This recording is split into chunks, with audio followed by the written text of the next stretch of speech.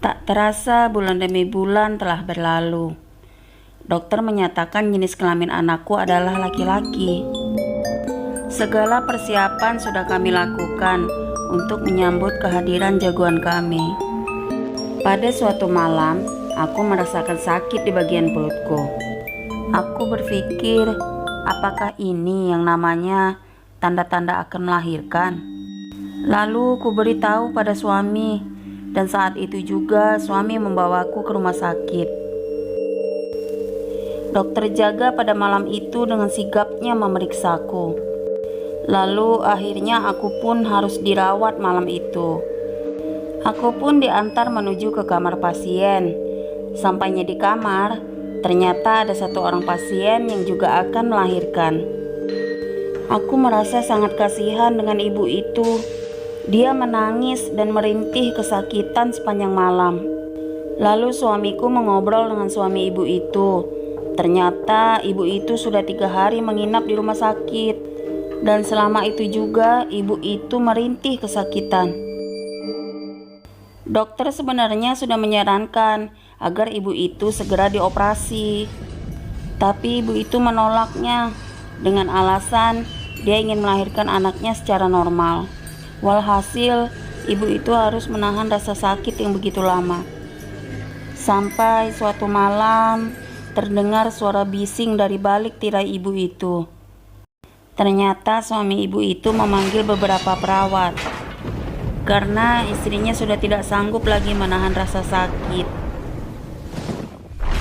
Tak lama, kemudian dokter pun datang dan membuat keputusan untuk segera mengoperasi ibu itu. Perawat dengan segera membawa ibu itu ke ruang operasi. Dan seketika ruangan itu kembali sunyi. Hanya ada aku dan suamiku. Lalu suamiku mencoba kembali untuk tidur.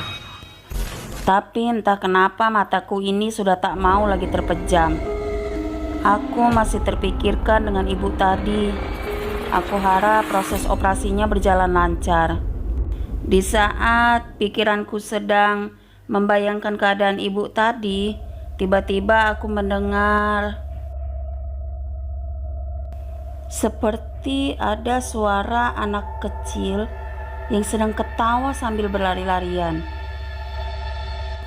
Loh, kok ada anak-anak berlarian malam-malam gini? Anak siapa itu?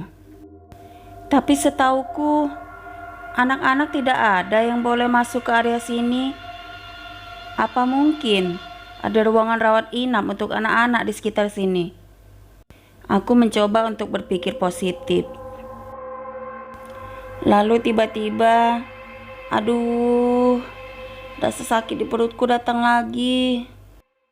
Aku meringis, mencoba menahan rasa sakit itu.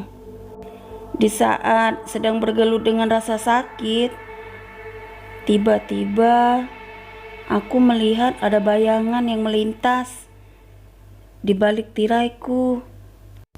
Seperti ada orang yang lewat. Mungkin suami ibu tadi mau mengambil sesuatu. Tapi kok aku gak dengar suara pintu dibuka. Mungkin aku gak dengar karena dari tadi menahan rasa sakit di perutku ini, pikirku. Dan lagi-lagi rasa sakit itu pun kembali datang. Sambil menarik nafas panjang, aku mencoba untuk tenang supaya bisa menetralisir rasa sakitnya. Kemana bapak tadi ya? Kok tidak kedengaran suara apa-apa? Dan aku juga tidak melihat ada orang keluar dari kamar ini. Mustahil aku tak mendengar suara pintu dibuka, karena memang posisi tempat tidurku berada di dekat pintu. Kalau bukan suami ibu itu, siapa yang lewat tadi? Sedangkan di kamar hanya ada 2 pasien, aku dan ibu itu. Akhirnya aku tak lagi menghiraukan tentang bayangan itu, karena rasa sakit yang makin menjadi-jadi. Kulihat jam yang ada di HP-ku, Ternyata sudah jam 4 pagi. Aku pun membangunkan suamiku agar segera memanggil perawat. Akhirnya 2 orang perawat mendatangiku dan memeriksaku lagi. Dan ternyata aku akan melahirkan pagi itu. Dengan segera aku dibawa ke ruang bersalin. Tak selang beberapa lama, dibantu 2 orang perawat, aku berhasil melahirkan anak pertamaku. Tapi ada ketegangan saat anakku sudah lahir.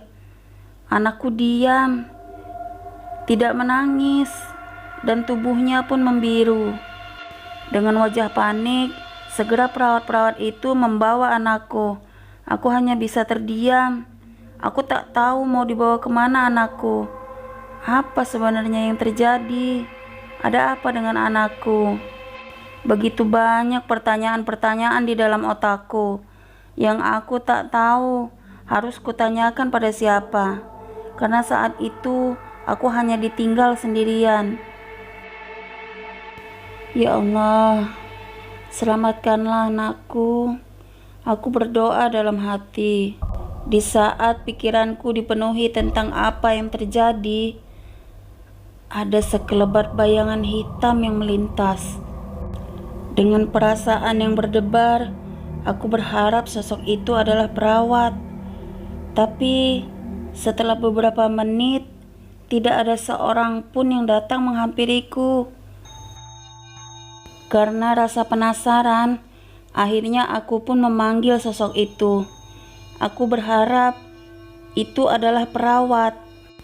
Kak, tapi tak ada jawaban atau suara langkah. Sudahlah. Pikiranku kembali pada anakku.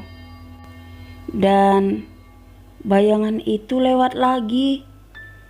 Tapi kali ini bukan hanya sekadar lewat. Sosok itu berjalan sambil menyentuh tirai yang menutupi tempatku bersalin. Jantungku berdegup kencang karena sosok itu berjalan memutariku dari luar tirai. Kak, panggilku berharap sosok itu adalah perawat. Dan tiba-tiba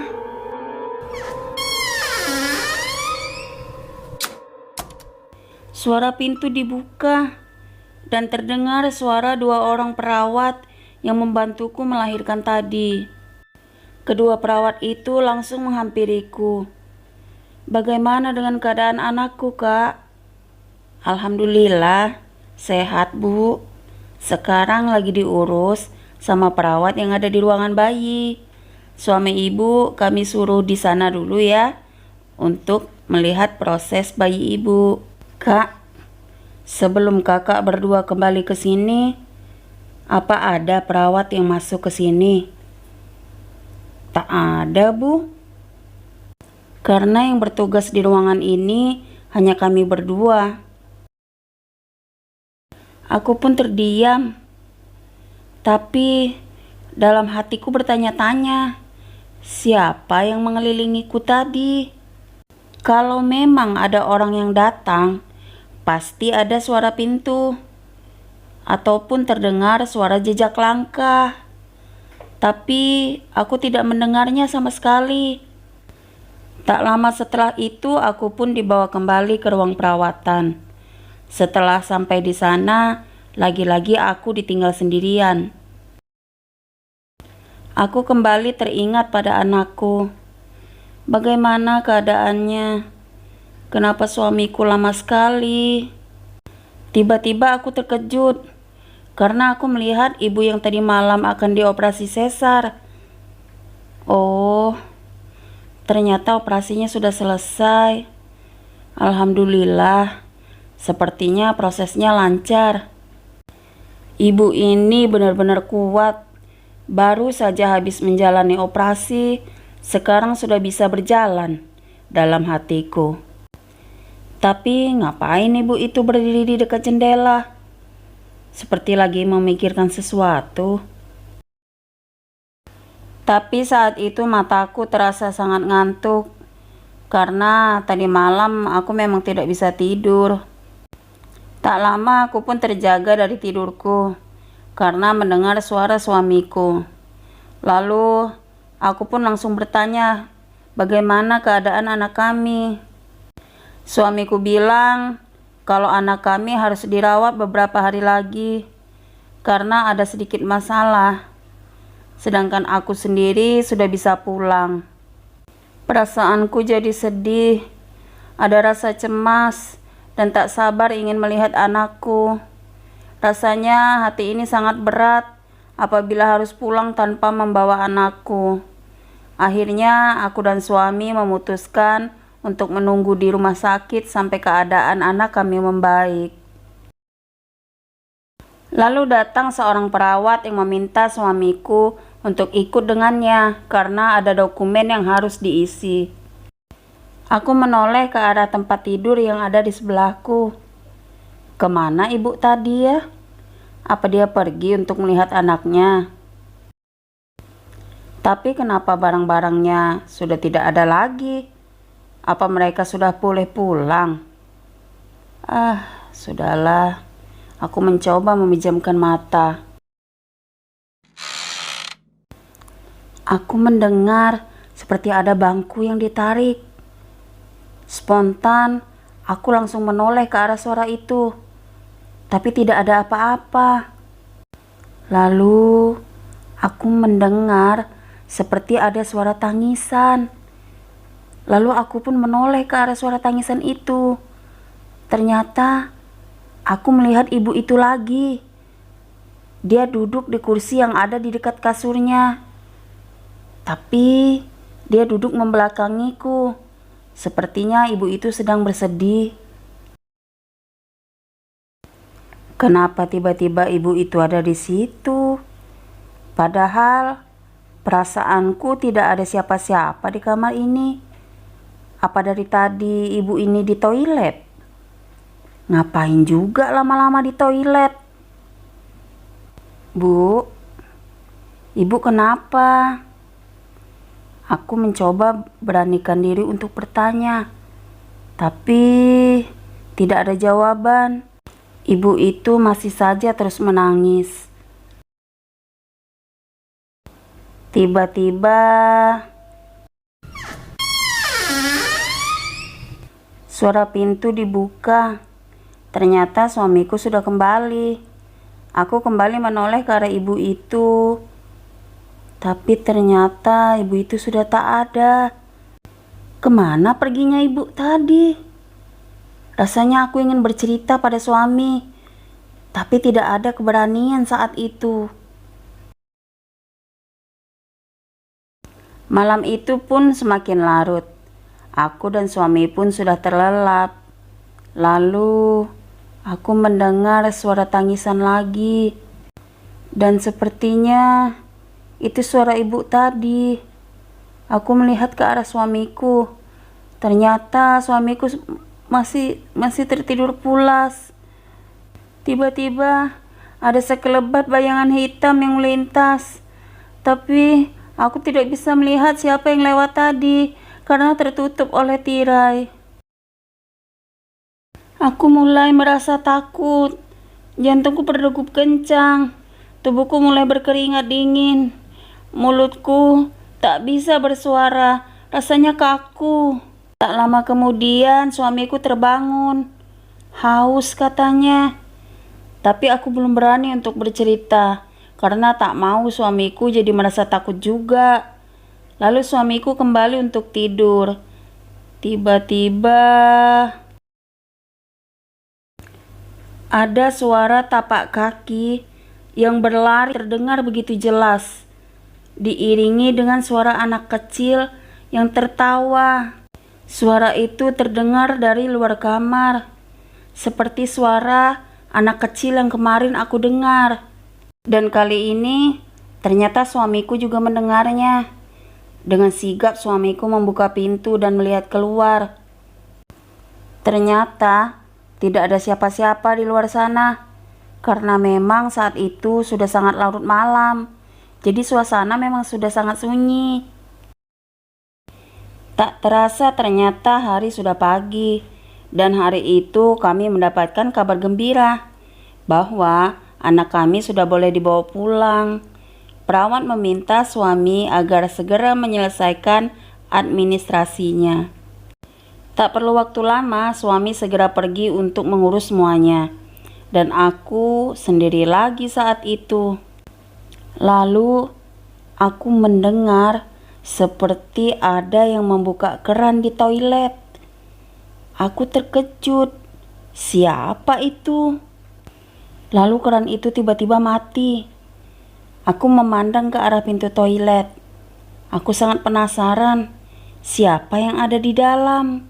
Cukup lama aku menunggu, tapi tidak ada yang keluar dari situ.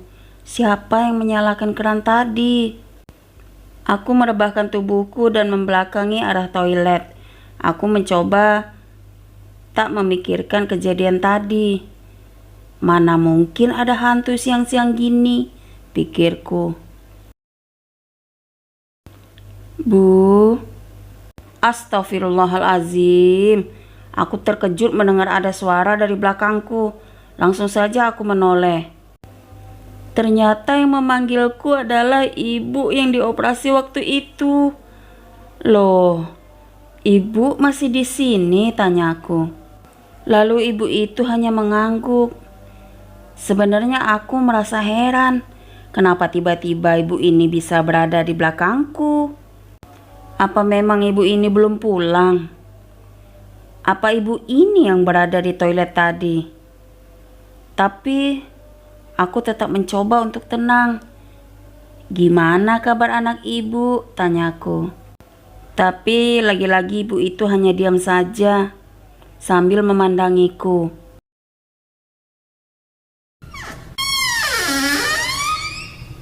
Suara pintu dibuka. Ternyata suamiku yang datang. Lalu aku menoleh kembali ke arah ibu tadi. Ternyata ibu itu sudah tidak ada. Tak tahu pergi kemana. Lalu aku bertanya pada suami, apa dia melihat ibu tadi? Tapi kata suami, dia tidak melihat siapa-siapa. Aku tetap meyakinkan pada suami bahwa ibu yang dirawat di sebelahku tadi ada di dekatku. Rasa penasaran yang amat sangat bergelut dalam pikiranku. Mana mungkin suamiku tidak melihat ibu itu? Suami pun segera berkemas-kemas. Kami bersiap-siap untuk pulang karena sangat penasaran. Di saat aku melewati perawat yang sedang berjaga, aku sempatkan untuk bertanya, "Kak, ibu yang dioperasi waktu itu gimana kabarnya?" Tanyaku. Betapa terkejutnya aku mendengar jawaban perawat itu bahwa ibu itu sudah meninggal di saat sedang operasi. Jadi, siapa yang aku lihat di kamar selama ini? Terima kasih untuk teman-teman yang sudah mendengarkan cerita saya ini. Jangan lupa di-subscribe, like, dan komennya ya. Assalamualaikum.